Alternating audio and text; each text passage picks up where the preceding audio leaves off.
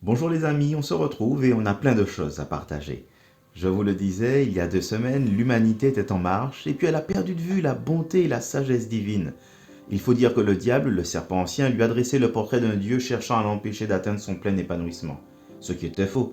Son venin a fait effet. Conséquence, l'harmonie qui caractérisait la vie de l'humanité s'en est trouvée brisée. L'humanité, image de Dieu, était désormais image déchirée. Ainsi, le rideau retombe sur l'acte 2. Mais ce n'est pas la fin de l'histoire, loin de là. Dès le chapitre 3 de la Genèse, une lueur d'espoir pointe à l'horizon.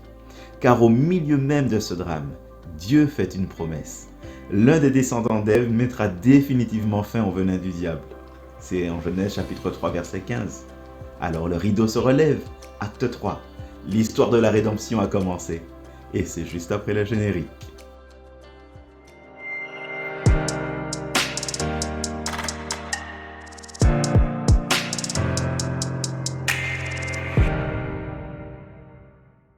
En lisant les évangiles, on fait très rapidement connaissance avec les principaux opposants de Jésus. Ce sont les pharisiens et les sadducéens, c'est-à-dire deux des trois principaux courants du judaïsme du 1er siècle.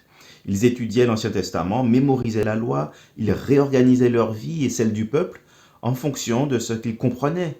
Ils espéraient refléter le caractère de leur Dieu. Pourtant, ils ont été confrontés à une difficulté majeure. Ils cherchaient Dieu dans les Écritures et ils l'ont raté. L'évangile de Jean rapporte que Jésus leur a dit, au chapitre 5, verset 39, « Vous étudiez avec soin les Écritures, parce que vous êtes convaincus d'en obtenir la vie éternelle.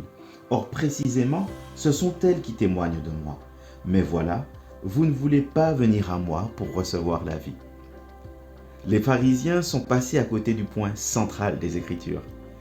Jésus, les disciples aussi d'ailleurs, ont manqué de voir Jésus dans les Écritures, quand ils l'ont cru définitivement mort et enterré. Et j'aime beaucoup ce passage de l'évangile de Luc, au chapitre 24, où Jésus est en train de marcher avec deux de ses disciples, après la résurrection, sans qu'ils ne réalisent que c'est Jésus qui est avec eux. Et sur le chemin, il va les aider à voir la vraie nature des Écritures. Luc écrit, commençant par Moïse et tous les prophètes, il leur expliqua ce qui était dit dans toutes les Écritures à son sujet. C'est au chapitre 24 et au verset 27. Vous savez que nous aussi, nous pouvons passer à côté de l'essentiel de la Bible, si nous ne réalisons pas que toutes les Écritures ont quelque chose à dire à propos de Jésus. En lisant de la Genèse à l'Apocalypse, nous découvrons que c'est par Jésus que Dieu entend restaurer sa création. Et pour comprendre l'acte 3 de la grande histoire, il faut explorer l'Ancien Testament, puis le Nouveau.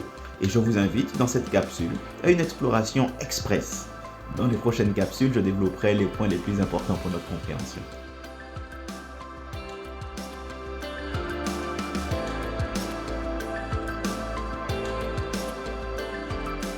La Bible est composée de deux grandes parties, l'Ancien Testament et le Nouveau Testament. Mais ce serait une erreur de penser qu'il s'agit d'histoires différentes, c'est une seule grande histoire. Commençons avec l'Ancien Testament. Les premiers chapitres de la Bible racontent la création par Dieu des cieux, de la terre, des plantes, des arbres, des êtres vivants, de l'humanité. C'est ce que nous avons vu dans les capsules précédentes. Il ne faut pas longtemps cependant pour que l'humanité se détache de sa relation avec Dieu, qu'elle perde le contact avec l'original.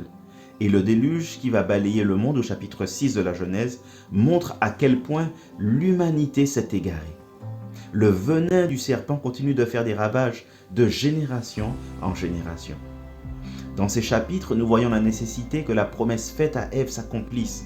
L'humanité a besoin que la progéniture promise à Ève vienne, qu'elle mette fin aux ravages du diable et qu'elle réalise ce que le déluge n'a pas pu faire, apporter une humanité nouvelle.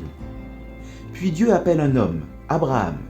Dieu lui fait une promesse. L'Éternel dit à Abraham, « Va, quitte ton pays, ta famille, la maison de ton père, pour te rendre dans le pays que je t'indiquerai. Je ferai de toi l'ancêtre d'une grande nation. Je te bénirai. Je ferai de toi un homme important. Tu deviendras une source de bénédiction pour d'autres. » C'est dans le livre de la Genèse au chapitre 12, versets 1 et 2. Le reste de la Genèse raconte que la famille d'Abraham s'est multipliée et qu'elle a fait son chemin jusqu'en Égypte. Mais nous apprenons dans le second livre de la Bible, c'est le livre de l'Exode, que les descendants d'Abraham y ont été réduits en esclavage. Dieu se souvient de son appel et de sa promesse à Abraham. Il appelle donc Moïse afin de faire sortir son peuple d'Égypte. Guidé par Dieu, Moïse sera leur conducteur jusqu'à la terre promise. Dieu donne à son peuple des lois destinées à organiser la vie de la nation pour le bien de tous. Par l'appel d'Abraham et par celui de Moïse, par le don de la loi aussi, nous voyons qu'un fondement est posé pour la venue de Jésus. C'est Jésus qui, en définitive, va accomplir la loi de Dieu pour son peuple. Et c'est par lui, Jésus, que se réalisera la promesse faite à Abraham. Après la mort de Moïse, Josué conduit le peuple de Dieu dans la terre promise. Mais avec le temps, le peuple finit par se tourner vers la méchanceté, la corruption et le désordre. Vous voyez, le tohu vavohu est toujours quelque part par là. Le peuple voudra désormais avoir à sa tête un roi, comme toutes les autres nations. Son premier roi s'appellera Saül. Mais après qu'il ait lui aussi abandonné ses obligations envers Dieu, la couronne est promise à un autre, David, et à ses descendants, et cela pour toujours. C'est une promesse divine. En cela, nous voyons que les choses s'organisent pour la venue de Jésus, car Jésus est un descendant de David. Je dirais même, Jésus est le descendant de David, qui régnera pour toujours sur le peuple de Dieu. Israël s'accroche à la promesse du Messie et au rétablissement de l'ordre harmonieux sur la terre, comme au ciel.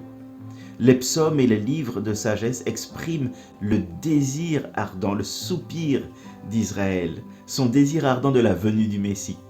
Avec des images et des métaphores puissantes, le peuple se réjouit des promesses de Dieu et soupire dans l'attente du Sauveur qui viendra les réaliser. Alors que le peuple abandonne progressivement son Dieu, le chaos, lui, se fait de plus en plus présent. Cela aboutira finalement à ce que le peuple perde son pays et soit amené en captivité dans un autre empire, un empire étranger. Mais Dieu se souvient de ses promesses à Abraham et à David. Et du chaos et de l'exil du peuple, Dieu suscite des prophètes qui développent et éclairent d'une lumière nouvelle les promesses de Dieu. Ésaïe prophétise que Dieu donnera un Messie au peuple, et il le décrit. Ce sera un homme dont la victoire passera par la souffrance, un homme de douleur habitué à la souffrance. Et sa victoire sera porteuse de vie pour tout le peuple. Jérémie et Ézéchiel, de leur côté, le décrivent comme celui qui inaugurera une alliance nouvelle. Par son intermédiaire, Dieu écrira sa loi non pas sur des pierres comme au temps de Moïse, mais sur leur cœur. Avec les prophètes, l'espérance d'un Messie gagne en intensité.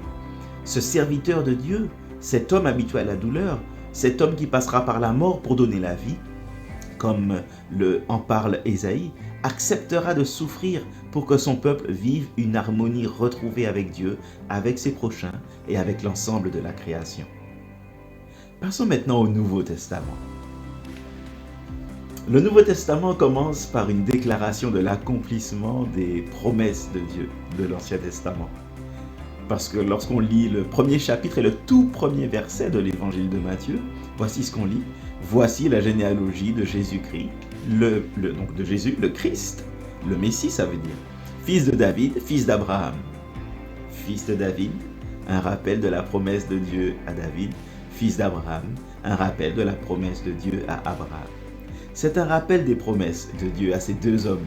Et ce qui suit dans la généalogie de Jésus, dans le premier chapitre de Matthieu, montre que Jésus est l'accomplissement de ces promesses. C'est avec lui que l'accomplissement arrive. Les évangiles présentent Jésus comme le serviteur de Dieu qui souffre, qui meurt pour la restauration de l'humanité et de la création même. Il vient, il souffre, il meurt afin que les hommes aient la vie, une vie abondante. Sa résurrection est le signe de la victoire de la vie sur la mort. Après sa résurrection, et avant qu'il ne monte vers le Père, Jésus donne une mission à ses disciples. Vous recevrez une puissance, le Saint-Esprit survenant sur vous, et vous serez mes témoins à Jérusalem, dans toute la Judée, à la Samarie, et jusqu'aux extrémités de la terre. Et ça, c'est le livre des Actes qui nous le montre. Parce que le livre des Actes des Apôtres, montre les disciples remplir leur mission, et ils sont soutenus par le chef d'orchestre, le Saint-Esprit. La puissance du Saint-Esprit les accompagne. Bien que Jésus soit auprès du Père, son œuvre se poursuit donc par l'intermédiaire de son peuple, qui répand la bonne nouvelle de la restauration de toute la création, à commencer par l'humanité. Comme les églises maintenant sont établies dans chaque ville, les apôtres envoient des lettres pour les aider à vivre leur foi, à former leur identité, leur appartenance dans le monde. Ils doivent avoir une vision claire de qui ils sont, de comment ils doivent vivre, de comment adorer Dieu. De la lettre écrite par l'apôtre Paul aux chrétiens qui vivaient à Rome jusqu'à celle écrite par Jude, les enseignements de Jésus sont exposés pour montrer à son peuple comment il doit vivre et adorer Dieu en réponse à la bonne nouvelle. Les Écritures parlent de Jésus. Si on passe à côté de ça, on passe à côté de ce que Dieu veut montrer. En même temps, les Écritures sont là pour nous. La grande histoire de la Bible est conçue pour nous, mais encore faut-il l'apprendre et la lire. La semaine prochaine, nous partirons à la découverte des 5 premiers livres. La grande histoire continue. Bonne semaine.